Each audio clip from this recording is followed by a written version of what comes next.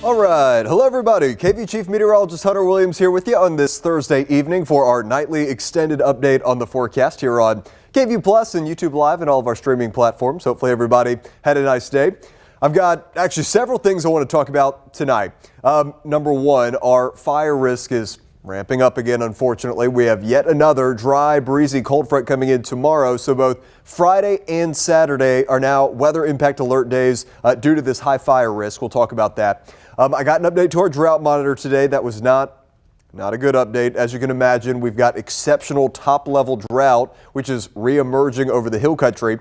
We've got a total lunar eclipse coming in tonight, and today, Austin had record-breaking heat. So a number of things. Let's get into it. We'll start with the fire danger. As I mentioned, Friday and Saturday, now both weather impact alert days. We had Friday, we added Saturday. I think red flag warnings, one is already in effect for Friday. It's very likely to be in effect for Saturday as well.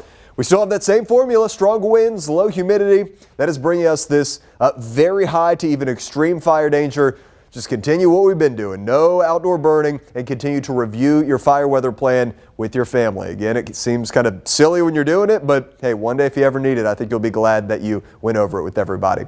Okay, before we get too far into the weeds with that fire danger, let's talk about our lunar eclipse coming up tonight. So it is a total lunar eclipse, relatively rare. The next one, not until March 3rd, 2026.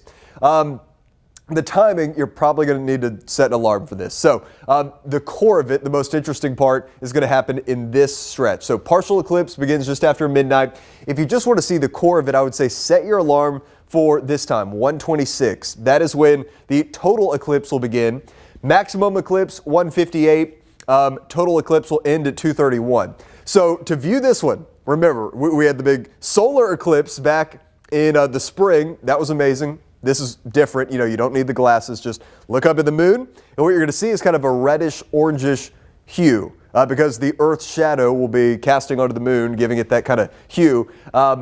The good news here, we're going to be battling a little bit of clouds. That's not the good news. The good news, though, is that this is not like the total solar eclipse where we had like a minute or two. This is an hour. So even though we're battling some clouds, I think we're going to have enough time, hopefully, for many areas to get some breaks in the cloud cover to allow for some better viewing. Here's the latest forecast off of our graph model for 1:58 a.m., the cloud cover forecast as far as a percentage is concerned. I think viewing conditions look best in the hill country.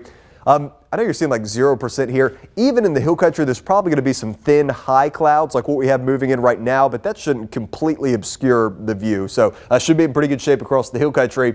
Gets a little bit dicier though along and then especially east of I-35, because what's going to happen is we have low clouds that start to develop as we get into the late evening and overnight. So especially over Fayette County, those low clouds could be thick, and that's going to be a little bit more problematic. But then you get into Lee, Bastrop, Caldwell, into Travis, Hayes, Williamson County. It's probably more so clouds than clear sky, but again, give yourself a little bit of time, and I think we'll get some breaks where hopefully, at least for a little bit, you can get a glimpse at it. Not ideal, but again, cautiously optimistic. Best of luck to everybody who'll be out trying to view it tonight. All right, here's a live view outside from our Zach Theater camera. You can see some of those high, thin clouds that are rolling in. That's what I was talking about. Again, should have still some decent viewing, at least intermittent viewing between some of those clouds and even through those the thinnest clouds.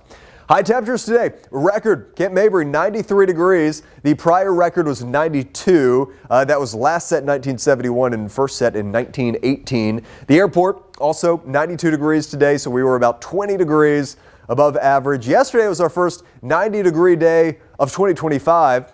Didn't take long to add number 2 to that list. Here's the drought monitor that we got that unfortunate update with this morning. So you can see it here, this dark maroon. That's the top of the scale. So look, we've had drought for the past several months here. And really more or less over the past 5 years, we've had pretty consistent drought. We've had a lot of severe and extreme, but now we're back to top level exceptional from western Travis, far northern tip of Hayes, far southern sliver of Burnett, into Blanco and into Gillespie County.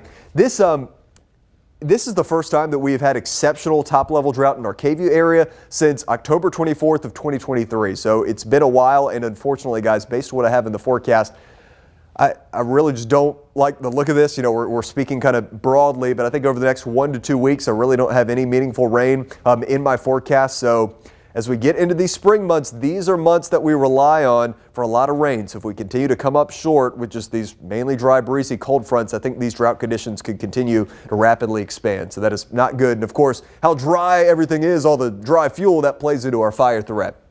Here's the satellite and radar. You can see these high, thin clouds kind of streaming in from the west. I want to back out the view. Here's the water vapor. You can see this pretty big trough, big dip developing out west over California. This is the start of a storm system that's going to become pretty powerful. Again, it kind of skips over us, as many of these storm systems have.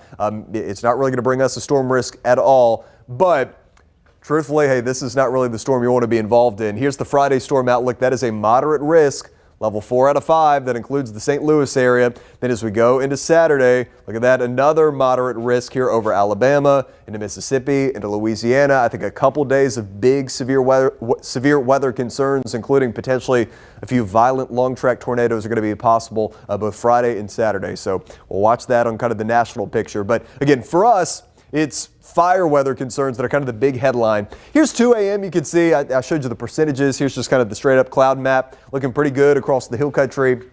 But then some of those low clouds developing, especially over the coastal plains. Then it's kind of more intermittent hit or miss stuff as you go into the I-35 corridor in the metro. So again, my fingers are crossed for you. As we go into 7 a.m.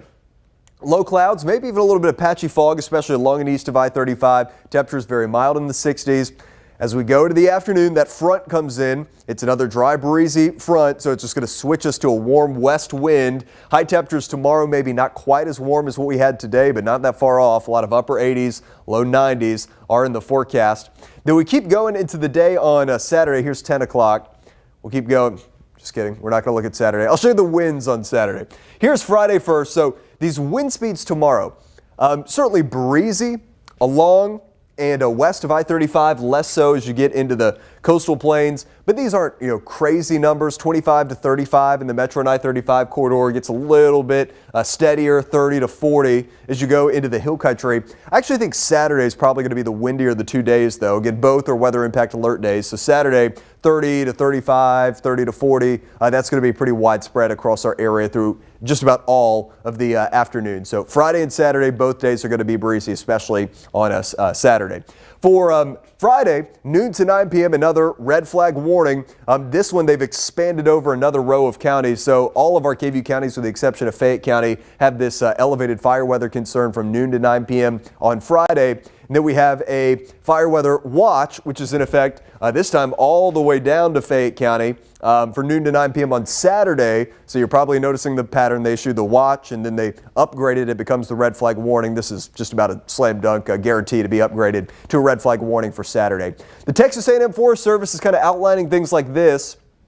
Again, for tomorrow, really, with the exception of Fayette County, we very quickly get to high to very high to extreme fire danger, especially in the hill country. Continue to avoid outdoor burning. Then on Saturday, it's even more widespread. So we have very high to extreme fire danger, widespread. Then on Sunday, the wind starts to let up a little bit, so that's looking better, moderate for most of us, but still some high to very high across the hill country. I think you guys are probably picking up on the theme here. Until something changes, until these fronts start to bring rain with them, or until our drought situation improves, and I don't see either of those things happening anytime soon. Anything that kicks up the wind, all these breezy cold fronts, anytime the wind gets elevated, the fire concern is going to ramp up. So I think this could be kind of a problematic fire season for us, unfortunately.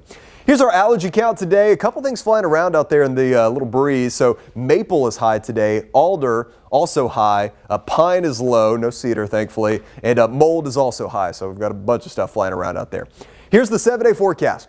Weather impact alert days for Friday and Saturday. It's breezy, especially on Friday. It's going to be very warm, and that's going to give us that elevated fire weather concern. A high of 90 on Friday. Then behind this cold front, there is actually a little bit of cold air. Still, these numbers are going to be above average for this time of the year, but highs will be mid to upper 70s Saturday and Sunday. Saturday still windy with a fire threat, less so on Sunday. A little chill in the air Sunday morning, 49, then a high of 77. Monday is St. Patrick's Day, 51 in the morning, a high of 82. Then as we go to Tuesday and Wednesday of next week, guess what's coming? Looks like another dry, breezy cold front. So Tuesday into Wednesday, we'll watch that. I could see fire weather concerns ramping up again during that stretch. Then just a little bit of a cool down as we go to Thursday of next week. The high temperature drops down to about 74. So Look, that's what we're tracking. We will keep you updated here the next couple of days as we monitor this fire threat. I'm not trying to be annoying and say the same thing over and over and over again. I get it. We've been talking a lot about the fire threat, but as I mentioned, until something changes in a pretty significant way in this forecast, it's going to be the same deal. Again, anytime that wind gets up 25, 30, anytime that happens, the fire threat's going to go up just because of how dry everything is given these drought conditions. So we'll keep you updated. Jordan will be in tomorrow morning. I'll come in at midday, and then Jordan's got you covered again in the evening. So shout out to Jordan. He's got some long shifts coming up over the next couple of days, but he will keep you covered. And that's all we have for you. So y'all have a good night. Next update from me is going to be KV News at 10 o'clock. We'll talk more about the cloud situation and lunar eclipse and all the fire weather concerns as well. Have a good night, and I will talk to you later.